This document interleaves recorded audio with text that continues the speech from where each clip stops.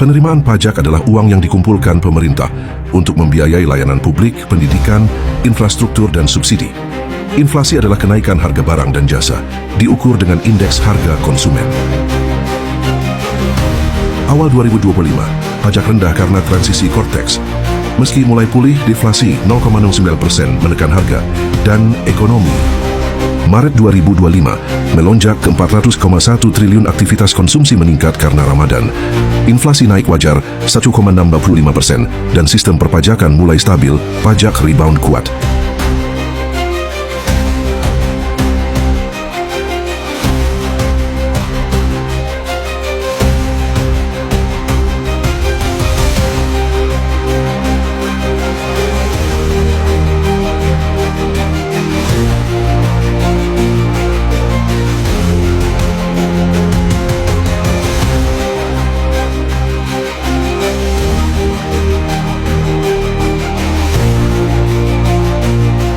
Kuartal 1 2025, penerimaan pajak naik 3 kali lipat dari Januari ke Maret. Seiring stabilnya inflasi dan pulihnya sistem, ada korelasi positif lemah, konsumsi naik, harga naik, PPN naik. Namun di Januari-Februari, inflasi turun tapi pajak tak jatuh drastis karena faktor Cortex lebih dominan. Assalamualaikum warahmatullahi wabarakatuh. Perkenalkan, nama saya Nazwa Muhida dari kelas AB 6 dengan NIM 209-250-144. Baik, pada kesempatan kali ini izinkan saya menyampaikan satu topik menarik yang berjudul Analisis Dampak Pajak Hiburan Terhadap Daya Beli dan Minat Penonton Konser di Indonesia. Seperti yang kita tahu, setelah terjadinya pandemi, industri musik di Indonesia berkembang sangat pesat. Banyak konser artis lokal maupun internasional yang diadakan di Indonesia. Dan peminatnya pun semakin banyak, terutama di kalangan Gen Z dan milenial. Nah, semakin tingginya minat masyarakat dalam menonton konser menjadikan harga tiket konser pun melonjak lebih tinggi. Selain harga dasar tiket konsernya, ada beberapa komponen pajak yang harus dibayar oleh konsumen. Disinilah muncul beberapa pertanyaan, apakah pajak tersebut mempengaruhi daya beli masyarakat dan apakah masyarakat berpikir dua kali untuk membeli tiket konser tersebut. Dalam pembelian tiket konser ada dua pajak yang dikenakan. Yang pertama, PBJT atau pajak barang dan jasa. Yang kedua ada PPN atau pajak pertambahan nilai. Yang pertama, PBJT atau pajak barang dan jasa tertentu.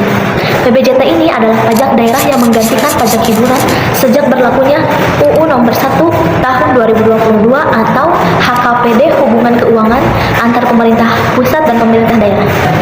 Tarif PBJT untuk konser musik maksimal adalah 10% dan dipungut oleh pemerintah daerah. Yang kedua ada PPN atau pajak pertambahan nilai. PPN ini merupakan pajak pusat yang tarifnya 11% dan dipungut oleh Direktorat Jenderal Pajak.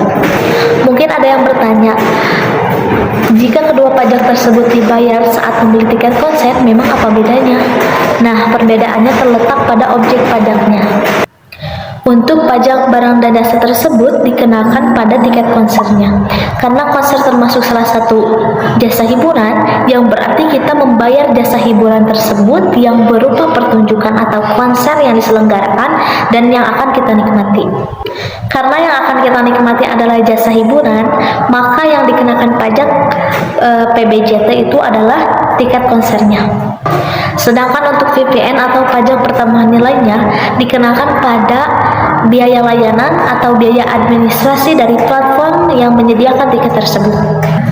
Jadi sebenarnya bukan dua pajak yang dikenakan pada objek yang sama, melainkan dua pajak yang masing-masing dikenakan pada komponen transaksi yang berbeda saat pembelian tiket konser tersebut. Gambaran sederhananya seperti ini. Saat kita akan membeli tiket konser secara online, kita akan memilih salah satu tiket tersebut, kemudian harga tiket tersebut akan dikenakan pajak barang dan jasa tertentu oleh pemerintah daerah. Setelah itu, platform penjualan tiket biasanya akan menambahkan biaya layanan atau biaya administrasi. Nah, biaya layanan inilah yang akan dikenakan PPN atau pajak pertambahan nilai. Jadi, saat kita akan melakukan pembayaran, total tagihan yang akan kita bayarkan sudah terdiri dari harga tiket, biaya layanan, pajak barang atau jasa tertentu itu, juga pajak pertambahan nilai. Baik, sekarang saya akan memberikan contoh perhitungan biaya yang harus dikeluarkan oleh konsumen untuk membeli tiket konser. Di sini saya mengambil contoh jika harga dasar tiket konser sebesar Rp1.000.000. Lalu biaya layanannya sebesar Rp100.000. Selanjutnya, pajak barang dan jasa tertentu sebesar 10% dari harga dasar tiket, yang berarti 10% dari Rp1.000.000 adalah Rp100.000. Maka pajak barang dan jasa tertentu adalah sebesar Rp100.000. Kemudian, pajak pertambahan nilai adalah 11% dari biaya layanan, yang berarti 11% dari Rp100.000 adalah Rp11.000. Maka pajak pertambahan nilai atau PPN ini sebesar Rp11.000. Maka total pembayaran yang harus dibayar konsumen adalah sebesar Rp1.211.000. Maka total pembayaran yang harus dibayarkan konsumen adalah sebesar Rp1.211.000.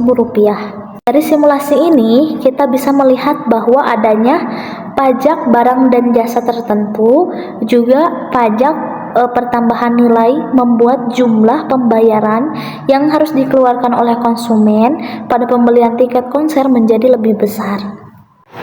Sebagai contoh nyata, kita ambil konser Blackpink yang baru-baru ini diadakan di Jakarta.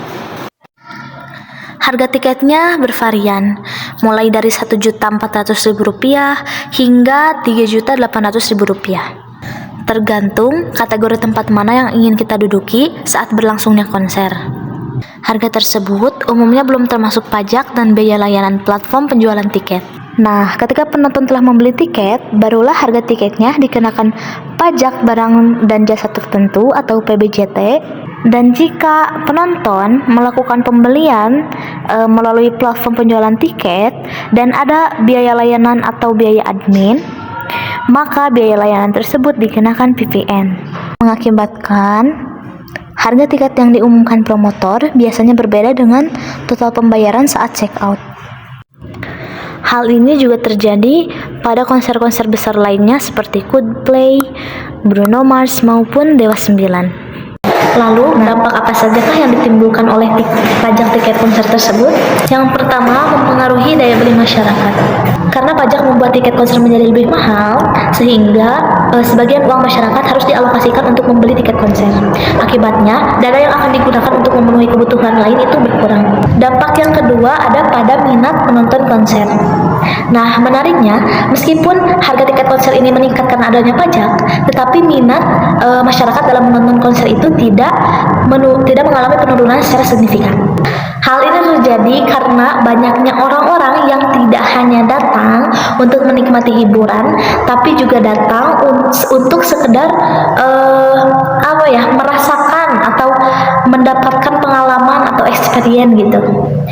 Dan juga ada faktor fear of yang sering kita kenal dengan sebutan FOMO, yang mana seseorang merasakan akan tidak ingin tertinggal perilaku modern atau tren yang akhir-akhir ini sedang marak dibicarakan di masyarakat. Dampak yang ketiga ada pada literasi pajak masyarakat.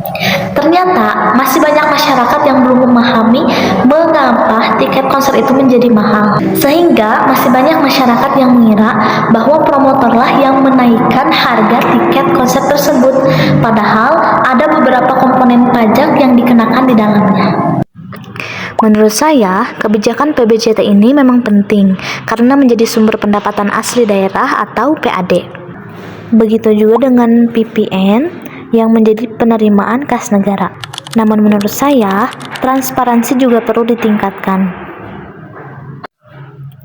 Misalnya, sejak awal pembelian tiket, rincian harga dan pajak ditampilkan dengan jelas, agar konsumen memahami bahwa adanya kenaikan harga bukan semata-mata karena promotor, tetapi juga ada komponen pajak yang harus dibayarkan. Manfaat dari penelitian ini adalah agar masyarakat lebih memahami bagaimana mekanisme perpajakan dalam tiket konser.